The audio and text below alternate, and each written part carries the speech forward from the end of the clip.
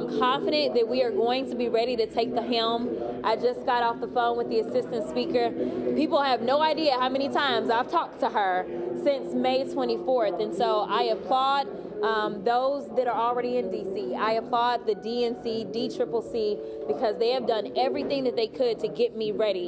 And so I feel confident that we are ready to hit the ground running. I see the torch has been passed. Officially, I see Congresswoman Johnson has joined you here now. And talk to me, State Representative Crockett, about this. Is it your sense here, is it really in your view for this district, for the people of this community, how you assess your role, your responsibility taking over this district? You know, it's a really scary time in this country. I know I've said it a million times that I hate politics, and I still do. But there was a need for someone who was going to be unafraid, but also who had the acumen to do the work and who was willing to do the hard work. As y'all know, the Congresswoman has been working for the state of Texas for well over 50 years. And so while I don't have that much skin in the game, she trusted me to not just do this job as somebody who would say, hey, I've got this great title, but who would spend the long nights working for the people of District 30, working for the people of the state of Texas. And so I've got big shoes to fill, and Lord knows I don't anticipate that I'm gonna get them filled in these first 2 years. But that doesn't mean that I'm not gonna work every single day trying to live up to her legacy.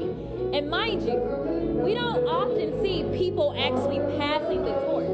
And so for her to say, this is the one, there's a lot of people that come out to the polls and say to me, well, I'm voting for you because Miss Eddie Bernice said so.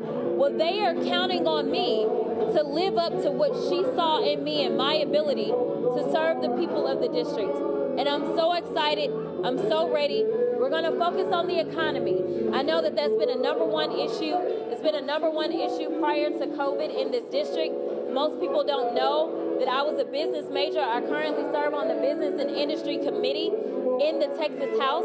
So I'm going to fight very hard to make sure that we bring about some economic prosperity in this district, especially in light of what we've seen with COVID-19. Can you do so with what appears to be real change coming to Congress in terms of the switch to a Republican majority, your willingness to work with those across the aisle? Steve, you being a little negative right now. These races ain't been called. Listen, I'm not giving up. Have you seen the numbers in Georgia so far? I'm not giving up just yet. But let me tell you, one of the things is the Republicans tout being better on economy, right? So I absolutely believe that we will have some sort of mutual ground. And if we can't find that ground, I'll call them out because they claim to be very strong on economic opportunities. And that's what I'm going to be pushing for. I think that that's something that should be a bipartisan thing.